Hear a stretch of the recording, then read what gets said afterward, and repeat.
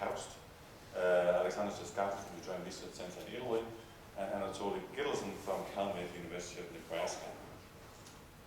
So the ability to accurately model the fluxes of energy, water, and carbon at a range of spatial-temporal scales is central to many applications related to agricultural monitoring, water resource management, and yield forecasting, just to name a few. The land surface model that we use is becoming increasingly complex due to improved process understanding and descriptions. As a result, it is becoming very difficult and challenging to define many of these additional input parameters with acceptable accuracy in the spatial and temporal domain. So remote sensing may serve as a way to kind of help these models, and by offering distributed information on key land surface characteristics which would otherwise be very difficult to obtain. So leaf chlorophyll may be an additional and potentially a valuable variable for land surface remote sensing, as it is closely related to leaf nitrogen photosynthetic functioning and vegetation productivity. So in this study, I will look into the potential value of leaf chlorophyll as a model constraint constraining simulations of carbon exchange. So I'll describe the land surface model that we use in the investigation first. I'll then give some background on the significance of leaf chlorophyll and how we may use this kind of information within a physically based land surface modeling scheme. I'll then touch briefly on retrieving leaf chlorophyll from space observations before moving on to a study site description and finally results. So the community land model is the land component of the community Earth system model, which includes comprehensive descriptions of biogeophysical and biogeochemical processes to facilitate realistic simulations of the terrestrial ecosystem and climate-induced feedback mechanisms. Very briefly, CO2 uptake by the canopy in this model is simulated using biochemical equations of leaf photosynthesis and a stomatal model a semi-empirical model of stomatal conductions. In the version I used here, leaf photosynthesis is calculated as a function as the minimum of the light-limited and rubisco-limited rates. The light-limited rate is controlled by light, obviously, as well as the maximum rate of electron transport, it's called Jmax. The rubisco-limited rate is primarily controlled by Bcmax, which is the maximum rate of carboxylation. So Jmax and Bcmax are tightly coupled, and it is common to calculate these Jmax from Bcmax using a fixed ratio. Thus, the specification of Bcmax is critical and substantially leads to the uncertainties of molecular land surface fluxes. Unfortunately, the specification of parameterization of Bcmax is extremely problematic. It's not easy to do because it's a leaf level parameter. You cannot measure it, but you must infer it from leaf gas exchange measurements, which makes it very difficult to prescribe in a land surface modeling framework. As a result, the CLM uses a set of fixed plant functional time-specific Bcmax values, as shown in this table to the left. Although in reality, temporal and spatial variability can be significant both within PFTs and between plant functional types, partly as a function of leaf nitrogen, as you can see in the plots to the right. I will later show how you may use leaf chlorophyll to prescribe Bcmax within this model. So chlorophyll, to give some background, is a major light harvesting green pigment that absorbs strongly in the red and blue regions and to a lesser extent in the green regions. It is found in high concentrations in chloroplasts of plant leaves, representing the photosynthetic machinery. This makes chlorophyll vital for photosynthesis and a key indicator of overall plant physiological condition. The chlorophyll level will differ between plant species, and for a given plant type, there might be a significant evolution of leaf chlorophyll along the leaf cycle, as modulated by changes in nitrogen availability, environmental conditions, and leaf properties. The use of leaf chlorophyll as a proxy for photosynthetic efficiency is quite convenient in remote sensing context, as it directly controls leaf absorption in the visible waveband region, and therefore may be retrieved from satellite observed reflectances by inversion of leaf optics and canopy reflectance models. And I will show that a little bit later. So a key challenge is then to how do you relate leaf chlorophyll to key model controls in leaf photosynthesis, such as VC-Max. So VC-Max is tightly coupled to the Rubisco enzyme that acts as a catalyst for carbon fixation within leaf chloroplast. Rubisco in turn is strongly related to leaf nitrogen, as you find high proportions of leaf nitrogen in the photosynthetic machinery. And then again, leaf chlorophyll and leaf nitrogen are strongly related, as evidenced by multiple various studies, empirical studies. So, based on compiled literature values, we were able to create a set of semi-mechanistic relationship between leaf chlorophyll and VC-Max. Without going into any detail on the specific conversion, the figure to the right here show corresponding generic relationship between leaf chlorophyll and VC-Max for C3 and C4 cropland species. And these relationships provide a convenient mechanism for using leaf chlorophyll information directly to prescribe VC-Max within the CLM model, and thereby bypassing the simplistic use of fixed plant functional time-specific VC values, as is done in the default setup of CLM. So, red flag represents an integrated canal-reflexive modeling tool for utilizing space observations for retrieving vegetation parameters. In this version here, I use Landsat observations, although progress is also in place to integrate other sensor systems, including super and hyperspectral. While Landsat has limited spectral bands, it's still highly useful because of its nice high spatial resolution, free data distribution policy, and reasonable revision time facilitating time series mapping of leaf chlorophyll of vegetation parameters.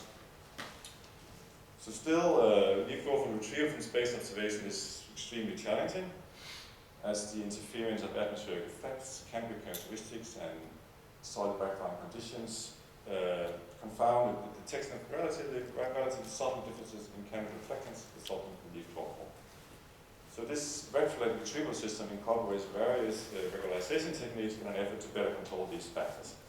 I will not go into this in this presentation. So very briefly, red flag includes quite sophisticated automated routines for data processing, cloud masking, land cover classification, and atmosphere correction. For an example, the regular user interface may be used for directly downloading and undefined processing of the atmospheric state data from multiple satellite as well as ground-based sources for any region of interest. Proper atmospheric correction is very critical when you want to retrieve the vegetation parameters. So this is the study site. It's an agricultural region in Mead, Nebraska, with soybean and corn rotation agriculture. Foxtower data from a 5-year period were processed from two irrigated centrifugal sites and one rainfed field.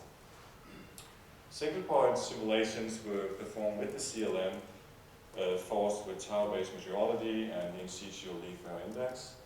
For these simulations, VC-Max was either fixed or parameterized as a function of leaf chlorophyll using the transfer function shown previously. And then finally, the resulting carbon fluxes were validated against observed fluxes. So these show the time series of in-situ LAI and leaf chlorophyll over the 5-year study period. Generally, corn is characterized by a higher chlorophyll level than soybean, slightly longer growing season. And for both species, there's a tendency for a decrease in chlorophyll towards the end of the season during late reproductive and senescent stages. So a total of around, I think, 35 satellite Landsat 5 and Landsat 7 scenes were acquired and input into RegFlex for vegetation parameter retrievals. This amounted to around 6 to 8 scenes for each year. And then the lower plots, scatter plots, show the performance of RegFlex leaf chlorophyll retrievals in reproducing the dynamics of in-situ method data, characterized by characterized by a correlation coefficient of 0.81 and a relative root mean square deviation of around 18%. The question is then if this level of accuracy is sufficient for the investigated purpose. So these are some of the results.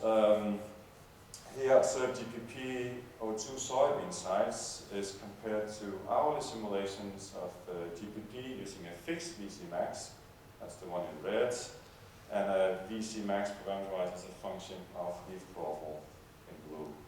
And that's either measured to the left or retrieved from satellite in the right-hand side. Generally, the model performs quite well with R-square values above 0.9. However, when you add the chlorophyll constraint, the correlation increases significantly, and the root mean square and bias decreases. You see that the main period of improvement is towards the end of the season. Yes. Yeah, over here, where the model with fixed VC max significantly overestimates the observed fluxes. So the increasing correlation suggests that improved ability of the model to predict seasonal variability in GPP is quite important for a number of applications. And these compare, again, observed GPP over 2 corn sites against the simulated values. Again, you see a significant increase in correlation, 0.94 to 0.98 in this case, as well as a decrease in bias. This is specifically evident for the NE3 site down here, where the model with a fixed VC max significantly overestimates. There's a significant bias issue that's largely removed when you introduce the chlorophyll information. It's also worth mentioning that results based on in situ and satellite-based chlorophyll produce almost similar results. So this kind of summarizes these results. Again, we have, in the middle we have the model using a fixed VC max, which is characterized by the lowest overall correlations and highest root mean square deviation and biases. The leaf chlorophyll constraint contributes positively to the fits with an increase in correlation both on a crop-specific as well as overall. And importantly, simulation using satellite-based chlorophyll data is characterized by similar levels of improvement, which suggests that despite the significant challenges associated with the retrieval of leaf chlorophyll from a few broad spectral bands on Landsat retrievers do seem to have potential for constraining these models and for improving estimates of carbon exchange. So we're also investigating the value of leaf chlorophyll for predicting GPP using a different, simple, semi-empirical approach. Monti suggested that GPP can be estimated as a function of the fraction of absorbed par, the incident par, and the light emission efficiency. Since the total chemical chlorophyll is related to light absorption and photosynthetic efficiency, Gittleson suggested that to estimate GPP as a function of total chemical chlorophyll times incident par. And this model has been shown to work quite well in contrasting crop types. So here we compare product of LAI, leaf chlorophyll, and incident par with observations of GPP using both in situ chlorophyll and satellite-based chlorophyll as input to the models. The central plots show results using no chlorophyll, just LAI times incoming par. And for soybeans, see significant impact when you include the chlorophyll information in the regression. You see that you see an increase in R square from 0.84 to 0.91. For corn, however, there's no noticeable impact. The R square values on the order of 0.89 for all 3 regressions. However, if you perform the regression on specific years with some significant seasonal leaf chlorophyll variability, we do see large improvements in the correlation when including the chlorophyll information. For instance, in 2003, the R square increases from 9.4 to 9.7 over here, And in 2004, we see it increasing from 0.79 to 0.88. So this may suggest that a successful application of this semi-empirical approach require calibration on a year-specific basis. So finally, so these aims to compare the performance of the physically based and semi-empirical model in predicting plant productivity. While the physical-based approach is characterized by the highest correlations, the semi-empirical model still performs quite reasonable and explains on the order of 90% of the variance in the observed fluxes. The simplistic nature of the semi-empirical approach is obviously a great advantage compared to the significant effort involved in running and parameterize a comprehensive model like the CLM. However, the empirical calibrations may not be transferable to other environments. They neglect the impact of other important physiological and environmental controls, as well as important feedback mechanisms in the system and changing climate. So to conclude, the results based on both semi-empirical and physical-based approaches indicate that leaf chlorophyll holds useful information on magnitude and seasonal variability in plant productivity. Our findings suggest that leaf chlorophyll is a useful proxy for photosynthetic efficiency, using generalized relationship between leaf chlorophyll and VC max. As such, leaf chlorophyll may be useful as a model constraint and help reduce uncertainties of molecular fluxes, particularly carbon fluxes. And results using both in situ and satellite-based chlorophyll gave almost the same level of improvement, which suggests that the Lancet-based retrievals of chlorophyll in this case were useful, despite the challenges, obviously, with retrieving chlorophyll from these few broad spectral bands. Work is obviously needed to expand the capabilities for accurately retrieving chlorophyll and other vegetation parameters from remote sensitive data, and work is currently on the way to integrate additional super and hyperspectral data set into the direct flag retrieval system, and in order to exploit some of the enhanced capabilities of future satellite missions, such as the Sentinel and Houborg, maybe in the 5-10 years time frame. So with that, I'll thank you for your attention.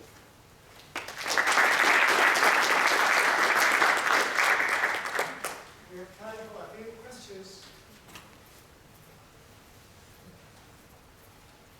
Hello, I have a question related to VC max and chlorophyll relationship. Is it plant functional type specific, or do you have a general equation?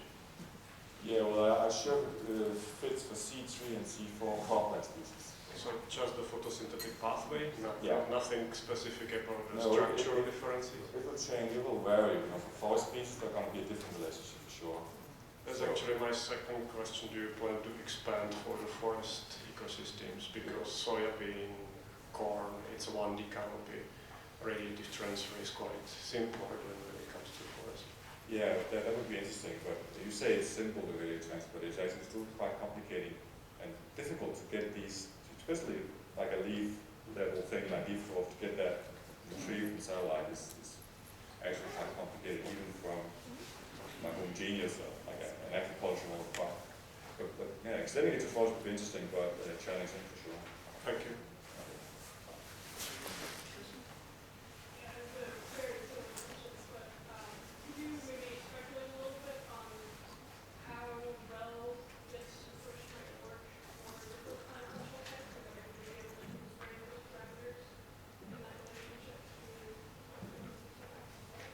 It really depends on the ability to establish some useful and valid relationship between leaf chlorophyll and VC-max.